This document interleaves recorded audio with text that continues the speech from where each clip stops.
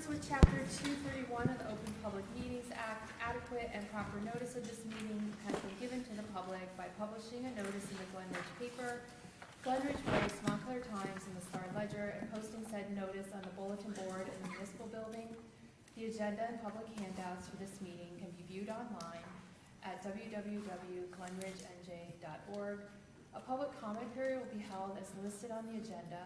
Please state your name for the record and note that comments will be limited to 3 minutes per person. Madam Clerk, could you please call the roll? Yes, Madam Mayor. Councilor Lefkovich? Here. Hughes is absent. Councilor Zimmett? Here. Law? Here. Meyer? Here. Moody? Here. Mayor Mans is present. Madam Mayor, you have the quorum. Thanks so much. We have the minutes of our July 14th meeting. It's when we last met. Do we have a motion to accept those minutes? I'll make a motion to accept the July 14th meeting minutes. I'll second. Okay, a motion by Councilor Meyer, seconded by Councilor Lefkowitz. Any discussion on those? Madam Clerk? Yes, Madam Mayor, we'll call the roll. Councilors Lefkovich? Aye. Zimmett? Abstain. Law? Aye. Meyer? Aye. Moody? Aye. 4 ayes, 1 abstention. The motion carries. Thank you. Madam Clerk, any written communications? No written communications. I have no comments from the mayor, so we'll open it up for comments of the public. Just if you want to speak, please come up to the mic and state your name for the record.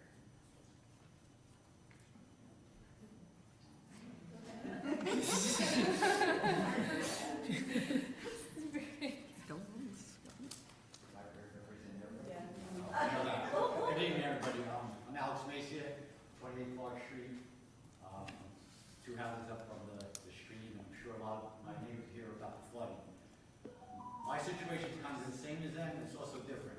I've been on Clark Street about 20 years, give or take a couple of years, and probably for the first 15 years, I don't think I've ever had water on my property past the sidewalk. I never even saw it on the sidewalk. Every once in a while, some of my landscaping would be messed up. Since they've redone the bridge in the past 5 or 6 years, my property's been flooded probably 6 times. When I say flooded, my house and my garage become an island. Unfortunately for me, my property's the lowest point on the block, and my whole house gets surrounded, my whole garage gets surrounded by water. And luckily at my basement, I think only during night did I get water in it, but my garage gets flooded every time. Not only does it get flooded, it gets a layer of about 1 inch of mud, which is, as you can imagine, ridiculous to clean up. The other thing is all the garbage that flows from the stream comes down my driveway, and I get all kinds of trash, debris, landscaping stuff. I get all the rocks from the pool, dog poop bags, everything somehow onto my property, and it really messes up my landscaping. And I'm gonna be honest with you, I try to keep my house looking nice, and never had that problem until the bridge was redone. So people say the storms are worse, whatever, but to me, it has to be something. And for years, my other neighbors, unfortunately, would get water in their basement, but the last 5 or 6 years, I was getting annihilated. And mine's probably the worst house on the street now. And the only solution I have now is to lift my garage like they do down the shore of the houses, which would probably cost at least $100,000. Trying to keep my property value up, because now if I sell, I have to, not that I'm looking to sell, I love Glen Ridge, but, that's kind of where I am right now. So, thank you. Yeah, thanks. Do any other folks on Clark Street want to say anything?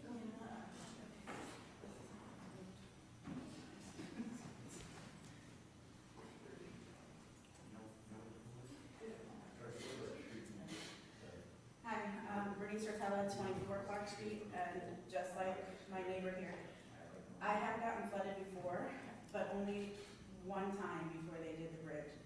After that, it was multiple times. I'm talking, I had a sinkhole in my backyard that the town had to come and fix. I had, my backyard was underwater. Just recently, I had to renew my, all my appliances because it was completely underwater. Like you could swim in my basement, and it's my basement. So I do have drains back there, but the water just comes in too fast to get it out. When it finally does get out, you can imagine the smell is terrible. I had to pay for a company to come in and just take everything out that I had in there that I've had from my other houses. I've been here 24 years, it's flooded at least 6 times, but nothing compared to the past few years, like Alex was saying, since the bridge has been done. At least 4 times since then, and it's getting worse and worse. So, again, sinkholes, terrible smell in the basement, flooding, and it goes up to my fence line in the backyard. So, I really think something needs to at least be done, looked at, because we can't keep doing this. It's been, again, I've been here 24 years, just like Alex. I like Glen Ridge, but I can't do it much longer. So what do you think's different when the county did the bridge? I know there used to be a chain link fence, so Mike used to, where's Mike? Is he here? No, Mike's, okay. Yeah, okay, he got you. Because he used to unroll the chain link fence so it could pass through. So I know when the county did, they put those, it's more solid fencing, but you think, It really gets clogged, and what happens is, it's not that it floods, but once that, I guess guardrail gets Okay. clogged, everything comes around the sides. yeah, okay. Yeah, come on up so everyone can hear you. Yeah, thanks. Yeah, I have a picture here, I didn't know where to send it.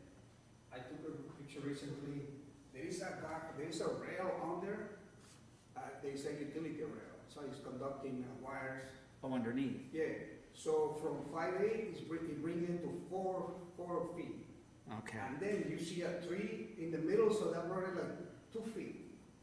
So we might be causing a lot of unnecessary flooding. If they with could that reroute guardrail. that. So if there is no budget to replace the whole bridge, perhaps the utility, I know they do it at different times, move the utilities to the top, Yeah, because that, you're adding like almost 2 feet there. okay. Yeah, that's something Okay. that feasible. The other thing is, do we have the street sweepers in town, right? We contract that. Because after the floods, that's full of dust for like 2 weeks. We have to use, so if we could have a sweeper Okay. going up and down the street, that would save a lot. I will say, the street sweeper did come by once. Yeah, this is Yeah. last Yeah, week, one time. Yeah. Does anyone else want to come up and speak?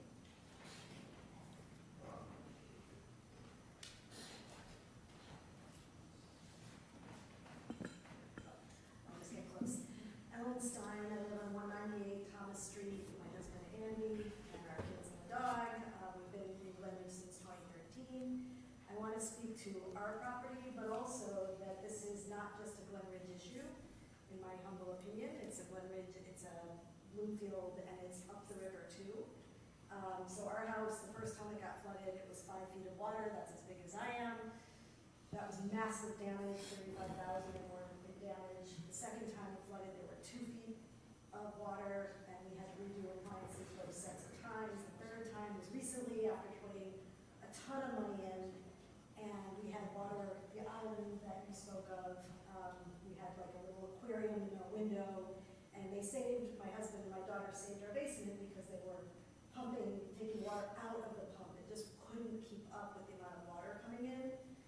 There's a doctor's office across the street. He was affected. Our neighbors just a few blocks over, they were actually going to come tonight to support, but they couldn't from, the Bloomfield side. But I know I've sort of raised this issue as I've seen people not in this session, but that's why I wanted to come to this session, because I do think it's a bigger issue than just Glen Ridge, and that water from all of our area comes down, but we're the ones that suffer all the time. So we'd love to think of a bigger solution and find a way to get some help. Thanks. Yeah, of course. Anyone else?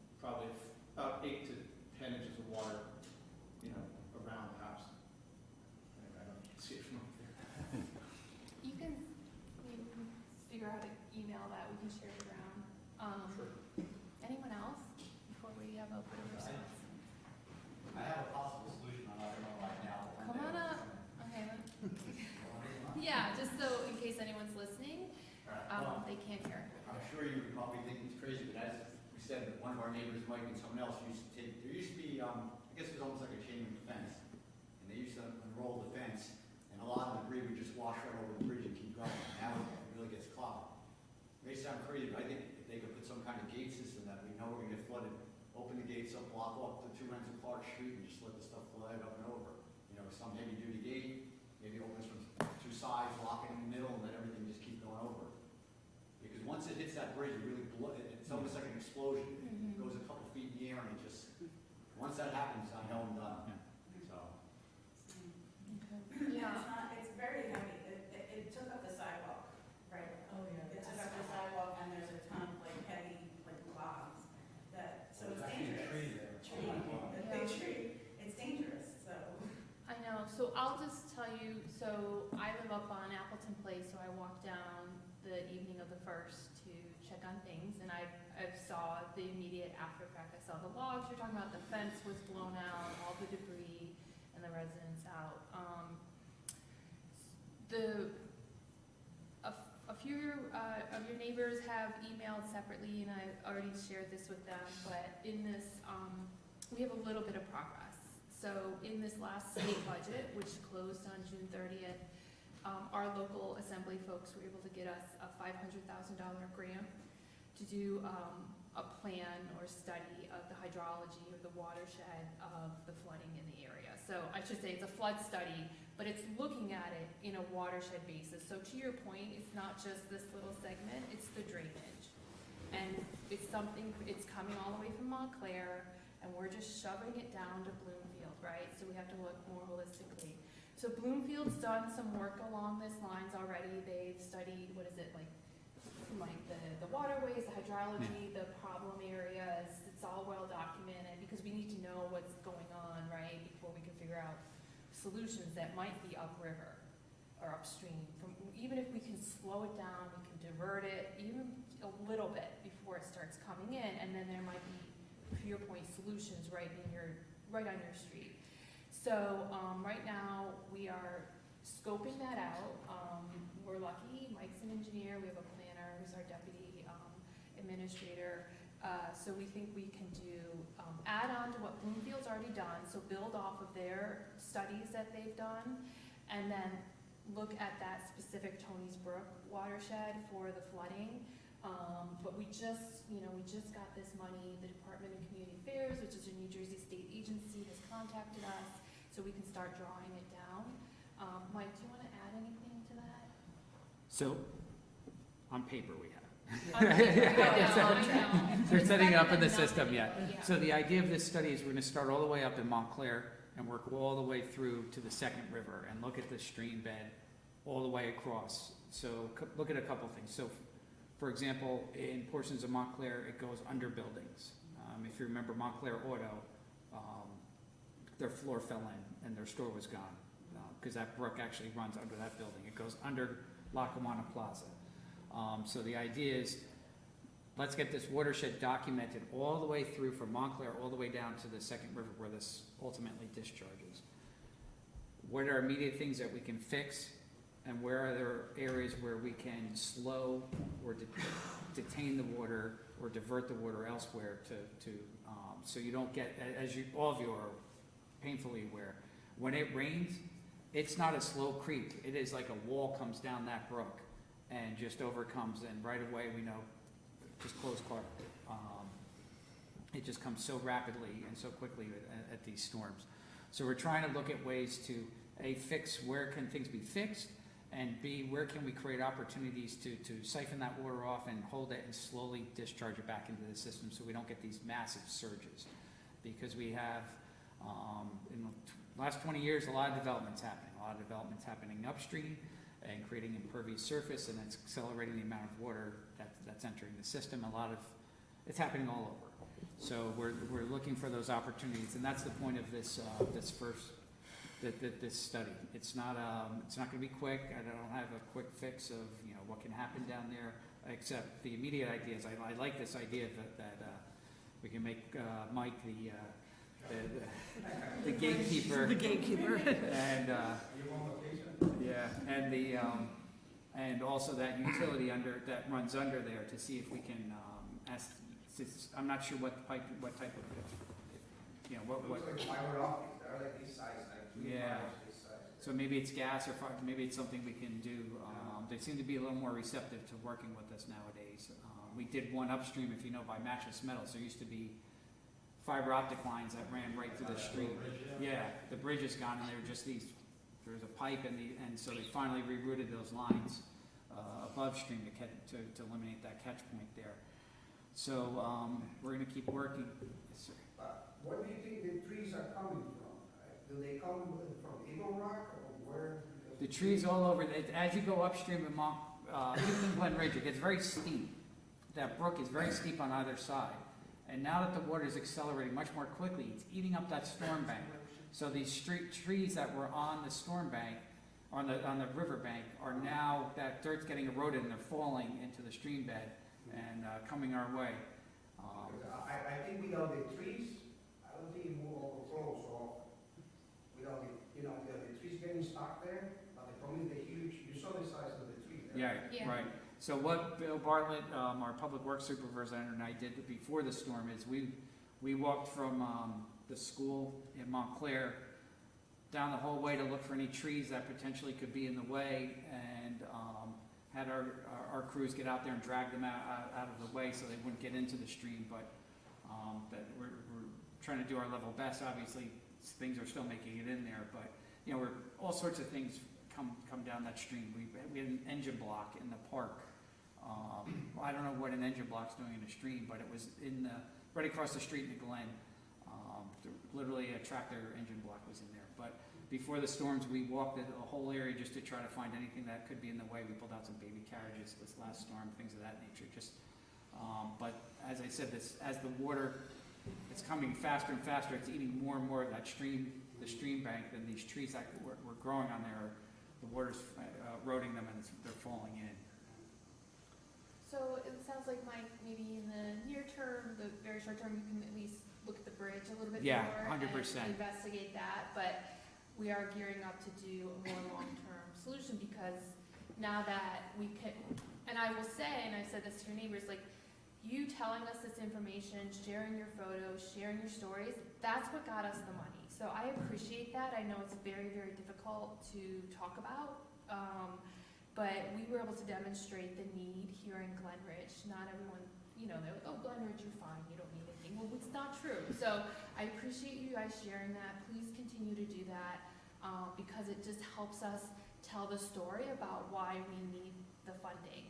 And we're gonna go back and we can try and get more, we can try and get it from other sources, but demonstrating like the impact and how it's like harming you, you know, is really helps us. We appreciate that. And I'll just add to what the mayor said, that this data that we're gonna collect, coupled with your stories, also will go into the grant applications for the funding to make solutions possible. Bernice, what was the things that they put on the creek by your house? Yeah, in the creek, there's like tar, it looks like black tar to me, I have no idea what it is. Those are bags with rocks in them. So what happens is right next to her home, the stream bed is concrete walls, concrete floor, and then it just goes natural. Oh, wow. And so what was happening was, it used to be when I started here, in 2001, there was a 3-inch differential in that. I jumped in there with a camera, a GoPro, and it was up to my chest. The difference, it was just creating an eddy, and the water was turning on itself on that little drop from the concrete to the natural stream bed, and it was chewing itself. And it just kept feeding itself, feeding itself, and feeding itself. So we put those, they're bags of rocks to fill that back up, to stabilize. There's concrete walls on either side to stabilize that stream bed, so it just wouldn't keep chewing away at that area and kind of create a transition from this hardscape, these bagged rocks, and then that would lead to that more natural state as you get behind next building in Bloomfield and those commercial buildings. So those rocks are there to stabilize that stream bed, to keep it from digging deeper and deeper. As I said, it was chest deep. I couldn't believe how deep it was. Yeah, so like we're available for questions you might have, Mike or myself, we work very closely on this, so send them over and we'll try to get any answers to you guys. Yeah. It's a question and comment, at the same time. The question is, do you still want video and other things to be sent your way? Yeah, so Yeah. my email's just Mike Z Okay. at glenridgenj.org. Okay. And my other question, I've heard in talking to neighbors, there's been questions about whether or not we have enough sewer drainage. I mean, it will not stop the river, there's no question about that, but there's often, there are older gentlemen down the street that they're constantly, trying to clear it, and people have said there just isn't a lot of drainage in our area. I don't know Because there if it's- isn't any drainage underneath the bridge, the train bridge on Clark at all. Well, part of the problem is storm drains get clogged, because I'm one of those old men that gets. On the street too. But Yeah, anyway. that's something we'll be able to look at is the capacity. The unfortunate is that because there's stormwater drains, and so they're draining To there. to Tony's Brook, yeah. There's nowhere to Yeah, put and it. we're picking it all up along as it goes, so there's more concrete or impervious surfaces, it's just, because all those storm sewers are coming into the brook, and that's what we can look at So, and see, yeah. yeah. So if you added more pipes, let's say on Thomas, actually you're gonna increase the flooding on Thomas, because Tony's Brook is gonna back surge onto Thomas, it's creating more, you're gonna push the water that direction. The drains drain into Tony's Brook. I'm nervous about the new building where the Catholic church is on Bloomfield Avenue, on the Bloomfield side. Yeah, I know what you're talking about. I'm very nervous about how many apartments, 300 I read at one point? Yeah, we'll talk to Bloomfield about that, They because have to do a very, very, very extensive Or else stormwater we'll all study. be underwater. Yeah, I don't know it's been 2 years that they have to conduct because they're within it's a major development within that stream bed, and I don't know if they're continuing pursuing it. I was just checking with them on that, Oh, but yeah, I know exactly what you're talking about. It would seem a great spot also to mitigate, right? Don't send anything off your site, keep it on site. So that's the good thing about, working closely with Bloomfield is we can talk about even by parcel. So we'll do a little bit better on that. Fields. We can look across fields if you You must have been in our workshop. You can cross players in fields. I hear you guys, we're working on it. Anything else? But yeah, we'll try to keep, try to do a better job on comms and keeping you, what's going on, but this is Thank you. where we are right now. Any other comments from folks? The last thing is, in Mike's wall, Mike is I don't know, at least next to the river, there is some erosion already in that wall. Yeah, yes, Coming up because there is a little curve across it. exactly. And we see it might have to be treated in eventually. Okay, yeah, you're aware, of the. Yeah, the the wall. challenge is, those walls are his. Oh, those are his private Yeah, walls? Okay. Oh, that's it. Yeah. Is he responsible for the actual wall that goes along Yeah. the street, really? Yeah. Did you know that, Bernice? No, the two houses on the other side of the bridge, because there's a storm outfall, those are the only two parcels that the borough's responsible for. On, the other side of the stream, on the other side of the bridge. So at Bernice's house then, you're 24. I'm 24, do I almost? No, Oh, I didn't want to. Something on your face. There you go. Yeah, but feel free, if you have questions like that, definitely, email over to Mike and we'll do our best to answer them. Yeah. Any other comments from the public?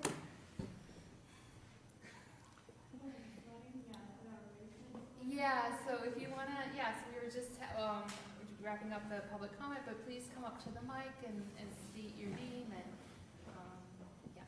Hello, Claudia Foster, I live at 14 Clark Street, and our house everything seems to flow right down our driveway to our backyard. Our driveway is a muddy mess, and unfortunately we have these sliding windows when we purchased our house, where the water just seeps in, and we pay to get those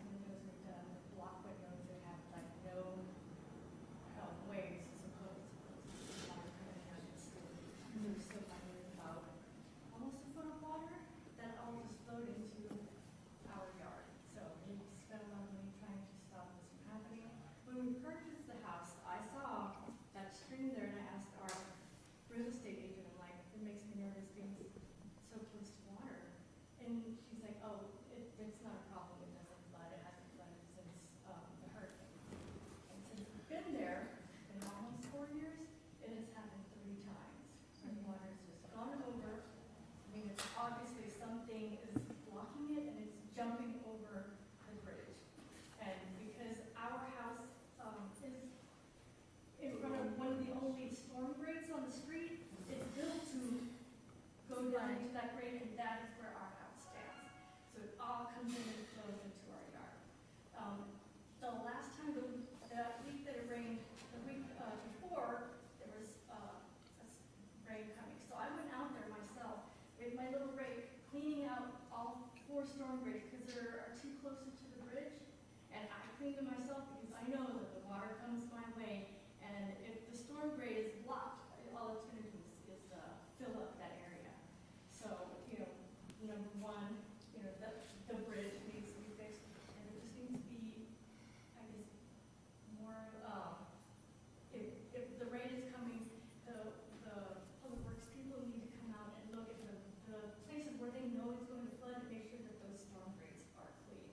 Because a lot of times they aren't. And again, because our house is right there, everything's kind of built to flow into it. And so all the dirt from Bloomfield Avenue comes and just sits there, and whatever's up from under the bridge comes and just sits there. So we need somebody to come do that. And then after this last flood, I told them, like, there's all this mess in our yard. I said, you guys need to come clean that up. Like, oh yeah, we'll do it, don't worry about it. And then they left and it was all still there. So I raked it into the street, like, this is all this mess coming from the flooding, and my husband went ahead and cleaned it up, so we put it in bags and put it up. But it was just there, just all this dirt in front of our house, on the sidewalk of our driveway, and we were out there the next day with our little power washer trying to get all the mud out from our walkway, from the driveway. But a big problem, apparently, I'm not an engineer, but the creek apparently has all kinds of things piled up in it, so that when a big rain comes, the water has nowhere to go, and it literally is jumping over the sides of the creek into the street. And I don't know if this is true, but someone told me that the drains in the street actually drain into the creek. Yes, that is So true. that is you're fighting, it's almost like you're fighting a losing battle, because I think the problem starts at the creek. Yeah, so we were talking with your neighbors, but I'll just mention again that we are obviously very aware of the flooding on Clark, and your information and stories and photos that you sent to us allowed us to get a $500,000 grant from the state in this last state budget that closed June 30th. So we're still working out the details, but it's meant for a flood study of the watershed, so that brook, because we want to look for ways where we can divert or slow down the stormwater that's coming down the creek from Montclair, coming over from Bloomfield. Are there ways to do that so it's not a big whoosh? These rainstorms are just so intense. And then also, in the immediate term, we're going to take a look at the bridge, see if there's utility pipes that might be closing the aperture of the bridge, or something that's changed. We heard, like, anecdotally, like, people, like, things have changed, so we'll, like, try to, in the near term, see if there's something we can do about that. But in the longer term, we are going to be doing, collecting the data so we can really understand, like, the problems and then the solutions, both in the neighborhood, but also upstream as well. So that's where we are. That's kind of news we just learned with the last state budget. So. But thank you. I really appreciate everyone coming out tonight and letting us know. Does anyone else have comments from the council or Mike? I think I'm commented out. You're commented out. We might have taken all this. Okay. And that's it. Any other public comments before we close on? So it's Mike Zate at glenridgenj.org, and should be, those videos and things of that nature, if you can, if they fit the video clip, because what we're doing is we're just kind of creating more and more data, so once this comes into play, this grant application is active, we can show them physically where the issues are up and down the street bed. Can you repeat the email?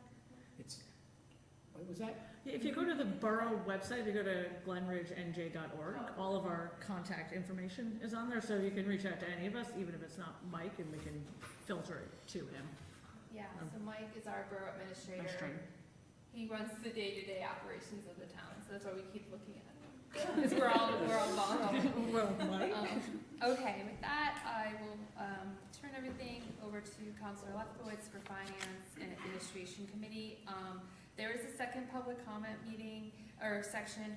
You are under no obligation to stay for the rest of the meeting. You are more than welcome to stay, but it's Or leave. summertime. Wyatt, it's really exciting. It's really exciting, Wyatt. Yeah. No? We won't be offended, but please. It's how we pay our bills.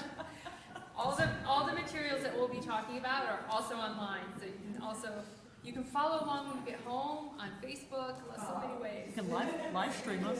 Thank you. Yeah, thanks. Thank you.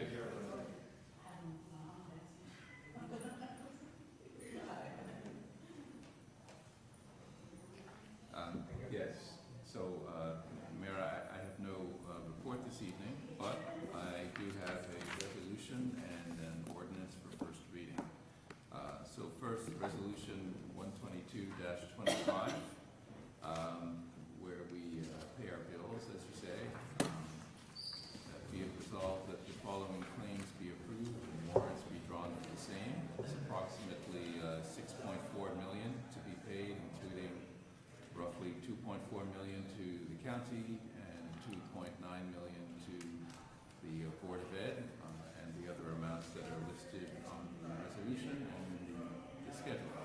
So I move Resolution 122-25. You've heard the motion by Counselor Lefkowitz. May I have a second? I'll second. Heard the motion by Counselor Lefkowitz, seconded by Counselor Law. Madam Clerk, please call. Any discussion? Madam Clerk, please call the roll. Yes, Madam Mayor, Councilors Lefkowitz, Aye. Zimmett, Aye.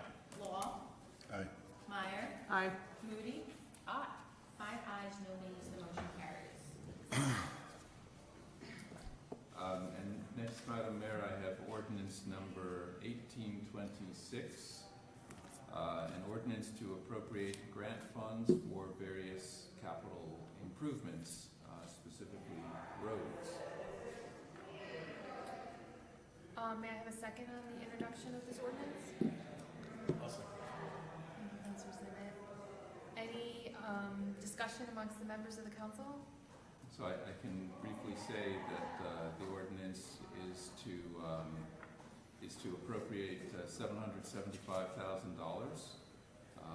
which is $575,000 of which is coming, so all of it coming from the Department of Transportation, $575,000 of it coming from a municipal aid grant, and the other $200,000 from a local transportation project fund. Thank you.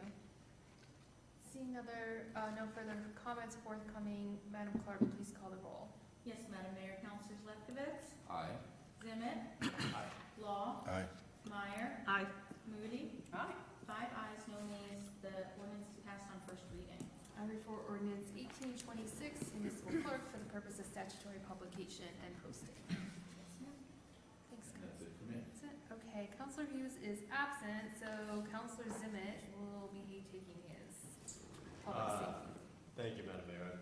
Two resolutions this evening. The first one is Resolution 123-25. And this authorizes various games of events for the Benyon School that will be held at the Country Club on October 20th. There are 3 different licenses for 50/50s and merchandise raffles. And so I make a motion to approve this resolution. You heard the motion by Counselor Zimmett. Do I have a second? I'll second. Heard the motion by Counselor Zimmett, seconded by Counselor Lefkowitz. Any discussion? Seeing none, Madam Clerk, please call the roll. Yes, Madam Mayor, Councilors Lefkowitz, Aye. Zimmett, Aye. Law, Aye. Meyer, Aye. Moody. Aye. 5 ayes, no nays, the motion carries. Thank you. Thank you. And then the second resolution is 124-25, and this relates to our crossing guards for the 2025-2026 school year. Salaries and appointments, there are 18 of them, 18 crossing guards we have in town. And this is establishing a pay rate of $19 an hour for those crossing guards. And so, Madam Mayor, I make a motion to approve this resolution. You heard the motion by Counselor Zimmett. Do I have a second? I'll second. With motion by Counselor Simic, seconded by Counselor Meyer. Any discussion? Hearing none, Madam Clerk, please call the roll. Yes, Madam Mayor. Counselor Lefkowitz? Aye. Simic? Aye. Law? Aye. Meyer? Aye. Moody? Aye. 5 ayes, no nays, the motion carries. Thank you. Counselor Simic, any report from the Community Affairs and Public Relations Committee? I don't have a formal report, Madam Mayor, but I would just like to report that we had two more successful community events in the past several weeks. A few weeks ago was the pop-up in the Glen, which was really well attended and a lot of fun. It's a great band. And then congrats to the police department for the night out last week, which was again well attended and even had a flyover, and it was quite impressive. So it's nice to see these events where the community comes together, and there's talk of perhaps doing more pop-ups in the Glen next year, more than one. So stay tuned. If they're planned, are they really pop-ups? I mean, they pop up. There's been discussion. We're sticking with it. The name You're is talking good. about a year in advance, I guess. They can still pop up and then disappear. Thank you, Steve. All right. Yes, those were great. Thanks. Anything else? No, sorry. Counselor Law, Public Works Utility Committee? Yes, Madam Mayor, just wanted to mention that Public Works was involved in the resodding of some high-traffic areas at our fields about a week and a half or 2 weeks ago. I think it was hot as hell when the sod was put down, and we didn't have a good first few days of the sod, but through keeping up with it and through some favorable weather last week, it looks like the sod is taken, and so all three fields are looking pretty good right now for the fall season. But did have one resolution, 125-25, or an emergency rose with respect to a portion of state-owned stormwater drainage system in the rear of 68 Benson Street. In order to protect adjacent properties, immediate action needed to be taken. And due to the emergency nature of the project, it was necessary to retain a contractor to perform the work, and Perone Corporation of Belleville was awarded the work for a total cost of $18,950. Now therefore be it resolved by the Council of Glen Ridge that Perone Corporation Mason and General Contractor is authorized to perform the repairs necessary without the necessity of public bidding due to the emergency nature of the process. So, Madam Mayor, I seek to move the resolution. With the motion by Counselor Law, do I have a second? I'll second. With the motion by Counselor Law, seconded by Counselor Moody. The discussion on this, I'd like to thank Mike Zucchelli for his diligence in working with the resident on this and really helping navigate not just one, but two state agencies and the governor's office to get this done. So there's longer term stormwater issues on the Greenway, which ultimately is going to be an amazing project, but in the near term needs to be a better neighbor. So any other discussion? Seeing none, Madam Clerk, please call the roll. Yes, Madam Mayor. Counselors Lefkowitz? Aye. Simic? Aye. Law? Aye. Meyer? Aye. Moody? Aye. 5 ayes, no nays, the motion carries. Thank you. Counselor Meyer, No report this evening, Madam Mayor. everything's ready for the start of school? and Everything's athletics? ready. I will commend the GRA for their scheduling. It was very impressive that they managed to align all of the commissioners and get dates out. Practices are being scheduled, so I know it's no small feat. So, and we have a new GRA president. I'm very excited to be working Oh, okay. with Ruth. Yeah.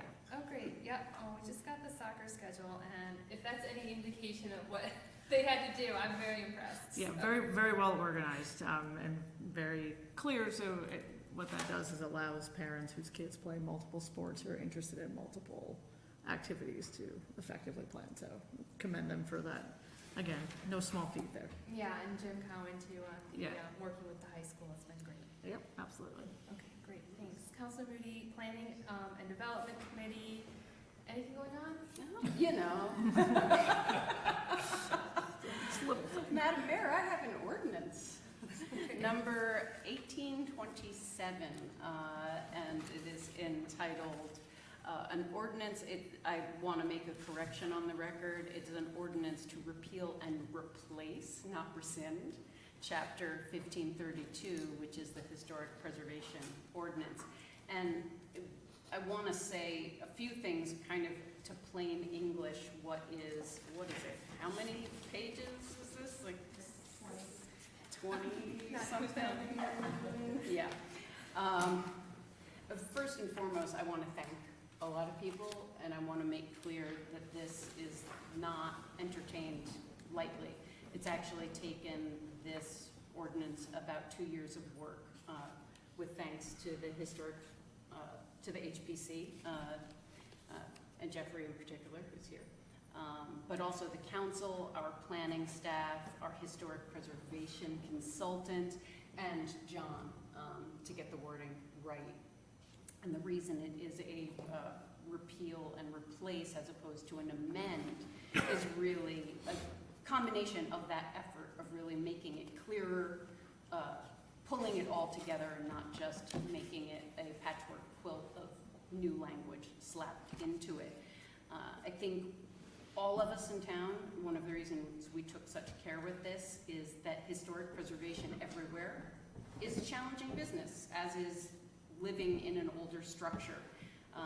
And as a borough, we are very careful about adding new processes. However, we are all also aware of the benefits of Glen Ridge's forward thinking about preservation. It contributes greatly to our town character and to our home values. So this repeal and replace ordinance aims to clarify key prominent architectural features that have been conspicuously absent from the original ordinance, namely doors and windows of significance, I'll put that caveat in, and painting of things like brick covering over significance. This brings us in compliance with the Federal Secretary of Interior standards, which is part of what you buy into when you say you're going to be a historic district. It also brings us in compliance with our own state historic preservation office, which certifies our program. So it truly aims also, though, to make the HPC process less onerous by introducing a minor review process. This will streamline things. It will give the HPC the opportunity to make quick determinations of things that are of minor significance. Many of the doors and windows in particular, while a new process, will move very swiftly through this process. We carefully conducted an analysis with our preservation consultant, and it makes clear that the majority of things that have been added to this ordinance will in fact be minor applications and non-historic. So I want to stress that retaining key features of buildings are character defining, and they are repeatedly stated in preservation standards. So we're cleaning up language, we're safeguarding architectural features, and we're streamlining process, and I thank all who are involved. So with that, Madam Mayor, I introduce Ordinance 1827. Thank you. Do we have a second for the introduction of the ordinance 1827? I will second. Any further discussion amongst the members of council? Thank you, Councilor Moody, for that background. That's really important. Seeing no further comments forthcoming. Madam Mayor, Councilors Lefkowitz, Aye. Zimmett, Aye. Law, Aye. Meyer, Aye. Moody. Aye.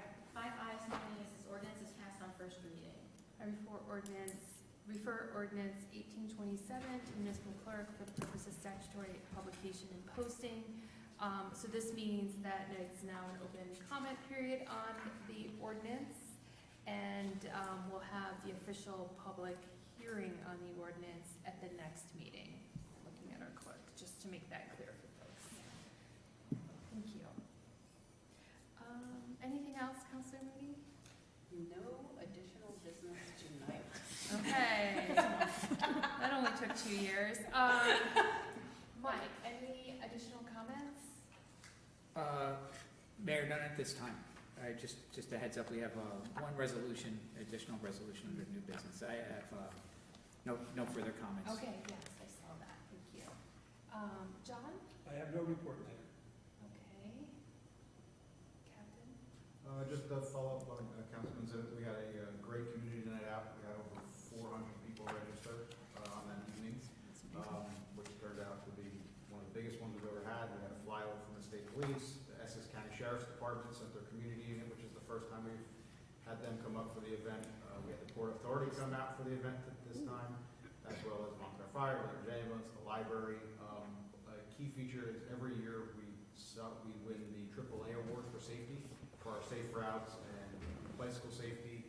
They showed it this year and they gave out free helmets. They sized every kid that went to their table, got sized and obtained a helmet from a certified helmet technician that they provided. So Very cool. big shout out to them, and a lot of it was because of the awards we've won in the past for our safe routes. So.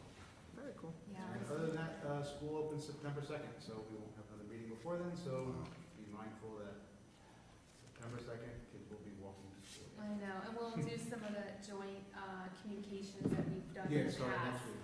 Yeah, with the great, thank you, because we all, kids, commuters, adults driving their kids and commuters, we all have a responsibility in the morning, it gets a little chaotic.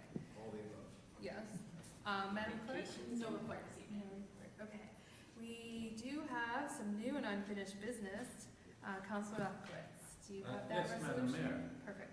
I have Resolution 126-25.